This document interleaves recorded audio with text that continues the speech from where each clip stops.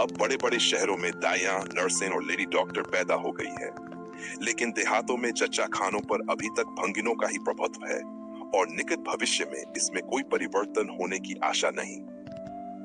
बाबू महेशनाथ अपने गांव के जमींदार थे, शिक्षित भी थे और चच्चा खानों में सुधार की आवश्यकता को मानते थे। लेकिन इसमें जो बाधाएं थी उन पर कैसे विजय पाते? कोई नर्स देहात में आने को तैयार ही नहीं होती थी और बहुत कहने सुनने पर जो कोई राजी भी होती तो इतनी लंबी चौड़ी फीस मांगती कि बाबू साहब को सिर झुकाकर लौट आना पड़ता। लेडी डॉक्टर के पास जाने की हिम्मत ही नहीं हुई। उसकी फीस देने के लिए तो शायद अपनी आधी जायदाद बेचनी पड़ती।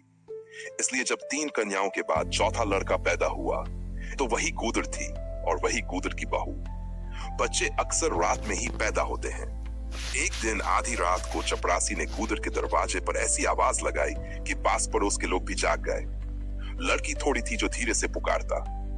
गूदड़ के घर में इस शुभ अवसर के लिए महीनों से तैयारी चल रही थी। डर यही था कि फिर से बेटी न हो जाए, वरना वही बाधा हुआ 1 रुपया और 1 साड़ी मिलकर रह जाएगा। इस विषय पर स्त्री पुरुष में कितनी ही बार झगड़ा हो चुका था, शर्तें लग चुकी थी। स्त्री कहती थी, अगर अब की बेटा न हुआ तो मुंह न दिखाऊंगी, सारे लक्षण बेटे के हैं। और गूदड़ कहता था, देख लेना बेटी ही होगी और वो भी खेत में होगी, बेटा निकले तो मुंह मुंह डालूं। शायद गूदड़ ये समझता था कि इस तरह स्त्री में पुत्र कामना को और प्रबल बनाकर वह बेटे के जन्म का रास्ता साफ कर रहा है। भूंगी उसकी पत्नी बोली, अब मूंछ मुड़ डाले दाढ़ीजार, कहती थी बेटा होगा, सुनता ही न था, बस अपनी ही रट लगाए जाता था। मैं आज तेरी मूंछें मुड़ूंगी, खूंटी तक तो रखूंगी ही नहीं। गूदड़ ने कहा, अच्छा मुड़ लेना भली मानुस, मूंछें क्या फिर निकलेंगी ही नहीं। तीसरे दिन देख लेना, फिर ज्यों की त्यों होंगी, मगर जो कुछ मिलेगा उसमें आधा मैं रख लूंगा, कहे देता हूं। भूंगी ने अंगूठा दिखाया और अपने 3 महीने के बालक को गूदड़ के सुपुर्द कर सिपाही के साथ चल पड़ी। गूदड़ ने पुकारा, अरे सुन तो, कहां भागी जाती है, मुझे भी बधाई बजाने जाना पड़ेगा, इसे कौन संभालेगा। भूंगी ने दूर से कहा, इसे वहीं धरती पर सुला देना, मैं आकर दूध पिला जाऊंगी। महेशनाथ के यहाँ अब भी भूंगी की खूब खातिरदारी हो रही थी। सुबह उसे हरीरा मिलता, दोपहर को पूरियां और हलवा, तीसरे पहर फिर कुछ और रात को भी विशेष खाना दिया जाता। गूदड़ भरपूर भोजन मिलता था। भूंगी अपने बच्चे को दिन में 1-2 बार से अधिक दूध नहीं पिला पाती थी, क्योंकि उसका दूध बाबू महेशनाथ के भाग्यशाली पुत्र के लिए सुरक्षित था। महेशनाथ की पत्नी, जो स्वभाव से मोटी ताजी और स्वस्थ महिला थी, इस बार संयोगवश दूध नहीं बना पाई। पिछली 3 बेटियों के जन्म पर इतना दूध हुआ करता था कि बच्चों को बदहजमी हो जाती थी, लेकिन अब एक बूंद भी नहीं। भूंगी अब दाई भी थी और दूध पिलाने वाली भी। मालकिन कहती थी, भूंगी हमारे बच्चे को पाल दे, फिर जब तक तू जिए बैठी खाती रहना। 5 बीघा जमीन माफी में दिलवा दूंगी, तेरे नाती पोते तक आराम करेंगे। लेकिन भूंगी का अपना बच्चा ऊपर के दूध को हजम नहीं कर पाता था और बार बार उल्टी करता, दिन पर दिन दुबला होता जाता। भूंगी कहती, बहू जी मुंडन में चूड़े लूंगी, कहे देती हूँ। बहू जी हंसकर कहती, हाँ हाँ ले लेना भाई, धमकाती क्यों है, चांदी की लेगी या सोने की। भूंगी बोली, वाह बहू जी, चांदी की चूड़ियां पहनकर किसे मुंह दिखाऊंगी, सब हंसेंगे। अच्छा सोने की ले लेना भाई, कह तो दिया। और शादी में कंठा लूंगी और चौधरी के लिए हाथों के तोड़े भी, वह भी ले लेना, भगवान वह दिन दिखाए। अब घर में मालकिन के बाद भूंगी का ही राज था। नौकरानियां, महाराजन, नौकर चाकर सब उसका कहा मानते थे। यहाँ तक कि खुद मालकिन भी उससे दब जाती थी। एक बार तो भूंगी ने महेशनाथ को भी डांट दिया था और वह हंसकर टाल गए। बात भंगियों की चल रही थी। महेशनाथ ने कहा, दुनिया में चाहे कुछ हो जाए, भंगी तो भंगी ही रहेंगे, इन्हें आदमी बनाना बहुत कठिन है। इस पर भूंगी ने जवाब दिया, मालिक भंगी तो बड़ों बड़ों को आदमी बनाते हैं, उन्हें कोई क्या आदमी बनाएगा। ये बात किसी और दिन होती तो शायद भूंगी की जान पर बनाती, लेकिन उस दिन बाबू साहब हंसकर बोले, भूंगी तू बात बड़े पते की कहती है। लेकिन भूंगी का ये शासनकाल साल भर से ज्यादा नहीं चला। देवताओं को यह बात नागवार गुजरी कि ब्राह्मण का पुत्र भंगिन का दूध पी रहा है। पंडित मोटेराम शास्त्री तो प्रायश्चित करवाने की बात करने लगे। बच्चा तो भूंगी का दूध छोड़ चुका था, लेकिन प्रायश्चित की बात मजाक में उड़ा दी गई। महेशनाथ ने डांट कर कहा, प्रायश्चित की बात तो खूब कही शास्त्री जी। कल तक तो उसी भंगिन का खून पीकर पला, अब अचानक उसमें छूत घुस गई। वाह रे तुम्हारा धर्म, शास्त्री जी शिखा फटकारते हुए बोले। यह सत्य है बाबूजी, वह कल तक भंगिन का रक्त और मांस पीकर पला, लेकिन कल की बात कल थी, आज की बात आज। जगन्नाथपुरी में छूत अछूत एक साथ पंगत में खाते हैं, लेकिन यहाँ तो नहीं खा सकते। बीमारी में तो हम भी नियम छोड़कर कपड़े पहनकर खा लेते हैं, खिचड़ी तक खा लेते हैं, लेकिन अच्छे हो जाने पर धर्म का पालन करना पड़ता है। आप धर्म की बात न्यारी है। महेशनाथ ने पूछा, तो इसका मतलब यह कि धर्म बदलता रहता है, कभी कुछ कभी कुछ। शास्त्री जी बोले, और क्या, राजा का धर्म अलग, प्रजा का धर्म अलग, अमीर का धर्म अलग, गरीब का धर्म अलग। राजे महाराजे जो चाहे खाएं, जिससे चाहे शादी करें, उनके लिए कोई बंधन नहीं, वे समर्थ पुरुष हैं।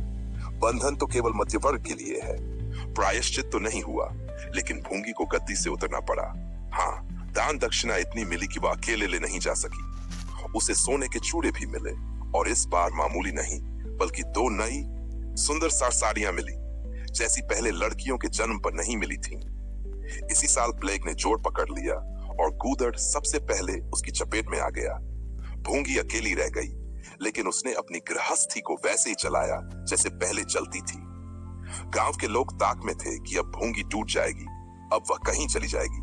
कोई कहता कि फलां भंगी से उसकी बात हुई, कोई कहता कि फलां चौधरी उसके पास आया, मगर भूंगी न कहीं आई न कहीं गई। 5 साल बीत गए। उसका बेटा मंगल, जो शुरू से ही कमजोर और रोगी था, अब दौड़ने लगा, पर जब सुरेश के पास खड़ा होता तो एक बिद्दी जैसा लगता। एक दिन भूंगी महेशनाथ के घर का परनाला साफ कर रही थी।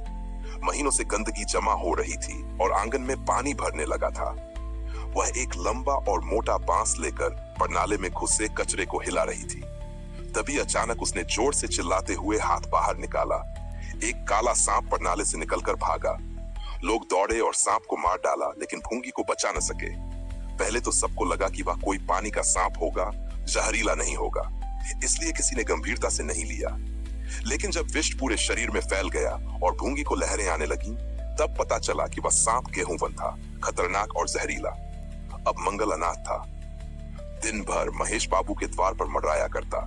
घर में इतना जूठन बचता था कि उस पर कई बच्चे पल सकते थे। खाने की कोई कमी नहीं थी, पर उसे तब बुरा लगता जब उसे मिट्टी के कटोरों में ऊपर से खाना दिया जाता। सभी लोग अच्छे बर्तनों में खाते, लेकिन उसके लिए मिट्टी के कटोरे। उसे इस भेदभाव का पूरा जान नहीं था, लेकिन गांव के लड़के उसे चिढ़ाते, उसका मजाक उड़ाते और अपमान करते। कोई उसे अपने साथ खेलने नहीं बुलाता।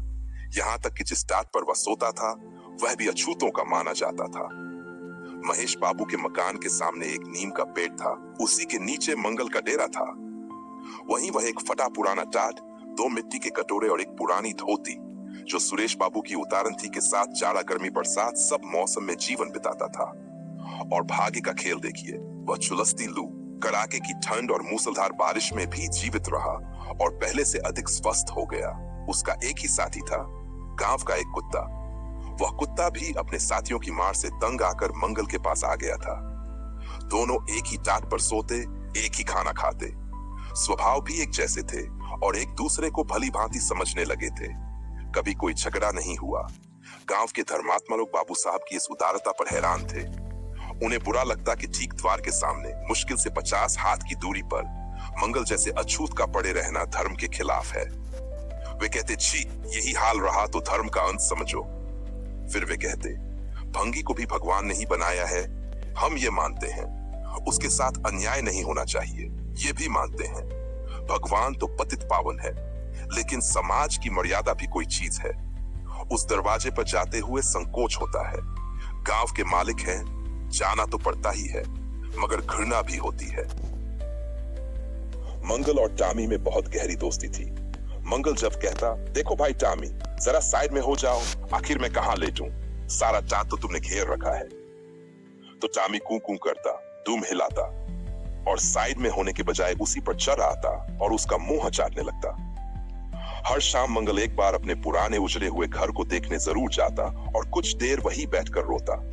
पहले साल उस घर का फूस का छप्पर गिरा, दूसरे साल एक दीवार गिर गई और अब तो बस आधी आधी टूटी हुई दीवारें खड़ी थीं, जिनके ऊपरी सिरे नुकीले हो गए थे। यही टूटा फूटा घर अब उसकी सबसे प्यारी स्मृति बन गया था। वही वही उजड़ापन, वही बीता प्यार उसे रोज खींचकर वहां ले जाता था, और हर बार टामी भी उसके साथ होता। मंगल उन नुकीली दीवारों में से किसी एक पर बैठ जाता और बीते हुए दिनों और आने वाले भविष्य के बारे में सोचने लगता। टामी उसकी गोद में बैठने की कोशिश करता, लेकिन हर बार नाकाम हो जाता। एक दिन गांव के कई लड़के खेल रहे थे। मंगल भी दूर से आकर खड़ा हो गया। या तो सुरेश को उस पर दया आ गई, या खेल में जोड़ी पूरी नहीं हो रही थी, कह नहीं सकते। जो भी हो, सुरेश ने कहा, क्यों रे मंगल खेलेगा? मंगल बोला, नहीं भैया, कहीं मालिक देख ले तो मेरी खैर नहीं। तुम्हें तो कुछ नहीं होगा, तुम तो निकल लोगे, लेकिन मेरी तो चमड़ी उधेड़ दी जाएगी। सुरेश बोला, अरे यहाँ कौन आता है देखने? चल, हम लोग सवार सवार खेलेंगे। तू घोड़ा बनेगा, हम तेरे ऊपर बैठकर सवारी करेंगे। मंगल ने पूछा, मैं हमेशा घोड़ा ही बना रहूंगा या मुझे भी सवारी करने को मिलेगा? पहले ये साफ बता दो। ये सवाल थोड़ा टेढ़ा था, किसी ने इस बारे में सोचा ही नहीं था। सुरेश ने थोड़ी देर सोचकर कहा, अरे तुझे कौन अपनी पीठ पर बिठाएगा? सोच, आखिर तू भंगी है कि नहीं? मंगल भी अब चिढ़ गया, बोला, हाँ मैं मानता हूं कि मैं भंगी हूं, लेकिन मेरी माँ ने तुम्हें अपना दूध पिलाकर पाला है। जब तक मुझे भी सवारी करने को नहीं मिलेगा, मैं घोड़ा नहीं बनूंगा। तुम लोग तो बड़े चालाक हो, खुद तो मजे करोगे और मुझे हमेशा घोड़ा बनाकर रखते हो। सुरेश ने गुस्से में आकर कहा, तुझे घोड़ा बनना ही पड़ेगा, और उसे पकड़ने के लिए दौड़ा। मंगल भी भागा। सुरेश ने पीछा किया, लेकिन वह खा खाकर मोटा हो गया था और दौड़ते दौड़ते उसकी सांस फूलने लगी। अंत में रुककर बोला, घोड़ा बन जा, नहीं तो जब हाथ लग जाएगा तो बुरी तरह पिटेगा। मंगल बोला, तुम्हें भी घोड़ा बनना पड़ेगा। सुरेश ने कहा, अच्छा हम भी बन जाएंगे। मंगल बोला, तुम पीछे से निकल जाओगे, पहले तुम घोड़ा बनो, मैं सवारी कर लूं, फिर मैं बनूंगा। असल में सुरेश उसे धोखा देना चाहता था, लेकिन जब मंगल ने साफ शर्त रखी तो वह साथियों से बोला, देखो इसकी बदमाशी है तो भंगी ही ना। तीनों लड़कों ने मिलकर मंगल को जबरदस्ती घोड़ा बना दिया। सुरेश उसकी पीठ पर चढ़ गया और चिल्लाया, चल घोड़े चल। मंगल कुछ देर चला, लेकिन सुरेश का बोझ उसके लिए भारी था। उसकी कमर टूटने लगी। उसने धीरे से पीठ सिकोड़ी और सुरेश की जांघों के बीच से फिसल गया। सुरेश धड़ाम से गिरा और रोने लगा। उसकी माँ को सुरेश का रोना कभी छुपता नहीं था। सुरेश का रोना भी बड़ा खास होता था, छोटी लाइन के इंजन जैसा आवाज करता। माँ ने महरी से कहा, देख तो सुरेश कहीं रो रहा है, जरा पूछ तो किसने मारा। इतने में सुरेश खुद आंखें मलता हुआ आ गया। जब उसे रोने का मौका मिलता था तो वह माँ के पास शिकायत करने जरूर आता था। माँ उसे मिठाई या मेवा देकर चुप करा देती थी। वह 8 साल का था, लेकिन बिल्कुल भोला भाला। माँ के जरूरत से ज्यादा लाड प्यार ने उसकी समझ पर वैसा ही असर डाला था, जैसा जरूरत से ज्यादा खाना शरीर पर डालता है। माँ ने पूछा, क्यों रो रहा है सुरेश, किसने मारा? सुरेश रोते हुए बोला, मंगल ने मुझे छू दिया। माँ को यकीन नहीं हुआ। मंगल तो इतना सीधा साधा था कि उससे किसी तरह की बदमाशी की उम्मीद नहीं थी, लेकिन जब सुरेश बार बार कस्में खाने लगा तो माँ को मानना ही पड़ा। उन्होंने मंगल को बुलाया और डांटते हुए कहा, क्यों रे मंगल, अब तुझे भी शरारतें सूझने लगी? मैंने तुझसे कहा था ना, सुरेश को कभी छूना मत, याद है कि नहीं? मंगल ने धीमे से कहा, याद है। तो फिर तूने उसे क्यों छुआ? मैंने नहीं छुआ। तूने नहीं छुआ तो फिर वह रो क्यों रहा था? वह गिर गया इसलिए रोने लगा। माँ को लगा जैसे चोरी के बाद सीना भी तान रहा हो। उन्हें बहुत गुस्सा आया, लेकिन मारती तो बाद में खुद नहाना पड़ता, क्योंकि मंगल को छूना उनके लिए अशुद्धता मानी जाती थी। छड़ी हाथ में लेने का मतलब था कि वह छूत उनके शरीर में भी लग जाती। इसलिए उन्होंने जहां तक गालियां दे सकती थी दी और हुक्म दिया, अभी के अभी यहां से निकल जा। अगर दोबारा इस दरवाजे पर दिखाई दिया तो खून ही पी जाऊंगी। मुफ्त की रोटियां खा खाकर अब शरारतें करने लगा है। मंगल में खुददारी नहीं थी, लेकिन डर जरूर था। वह चुपचाप अपना सकोरा उठाकर, टाट का टुकड़ा बगल में दबाकर और धोती कंधे पर रखकर रोता हुआ वहां से निकल पड़ा। उसने तय कर लिया कि अब वह यहां कभी नहीं लौटेगा, चाहे भूखा ही क्यों न मर जाए। वैसे भी ऐसी जिंदगी का क्या फायदा? गांव में उसके लिए और कोई ठिकाना नहीं था। भंगी को कौन अपने घर में रखता है? वह फिर उसी उजड़े खंडहर की ओर चल पड़ा, जहां उसके बीते दिनों की यादें उसे थोड़ी राहत देती थीं। वहां जाकर वह खूब फूट फूट कर रोया। उसी वक्त टामी भी उसे ढूंढता हुआ आ गया और दोनों अपनी तकलीफ भूल गए। पर जैसे जैसे सूरज ढलता गया, मंगल की शर्म और पछतावा भी कम होता गया। अब भूख उसे बुरी तरह सताने लगी थी। उसकी नजर बार बार उन बर्तनों की ओर उठ रही थी जहां कभी कभी सुरेश की बची हुई मिठाइयां मिल जाती थी। यहां तो बस धूल ही खाने को थी। मंगल ने टामी से कहा, क्या खाओगे टामी? मैं तो खाली पेट ही लेटा रहूंगा। टामी ने शायद कहा, ऐसा अपमान तो अब पूरी जिंदगी सहना पड़ेगा। अगर ऐसे ही हार मान ली तो कैसे चलेगा?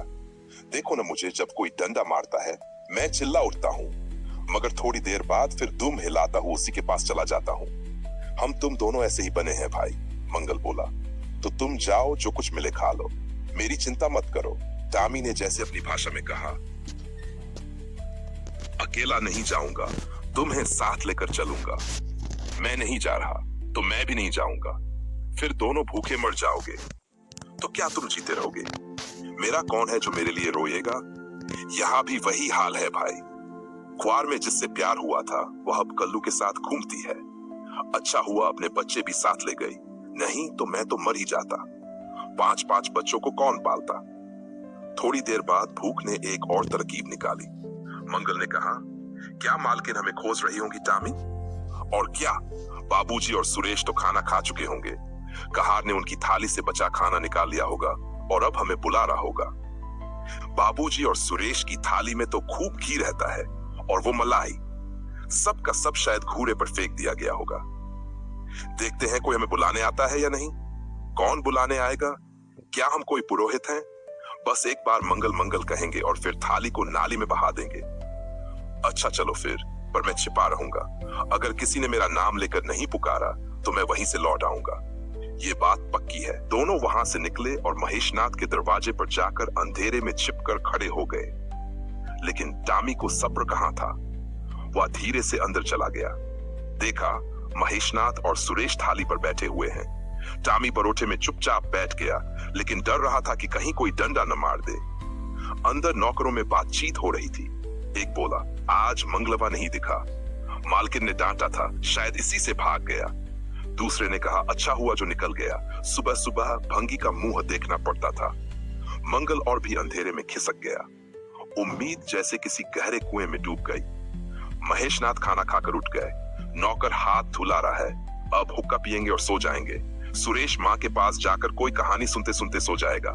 पर बेचारे मंगल की किसे परवाह। इतनी देर हो गई मगर किसी ने भी भूल से उसका नाम नहीं लिया। मंगल कुछ देर निराश सा वहीं खड़ा रहा।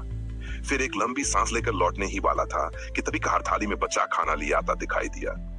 मंगल अंधेरे से निकलकर उजाले में आ गया। अब मन को कैसे रोके? कहार बोला, अरे तू यहीं था, हमने तो समझा तू कहीं चला गया, ले खा ले, मैं तो फेंकने जा रहा था।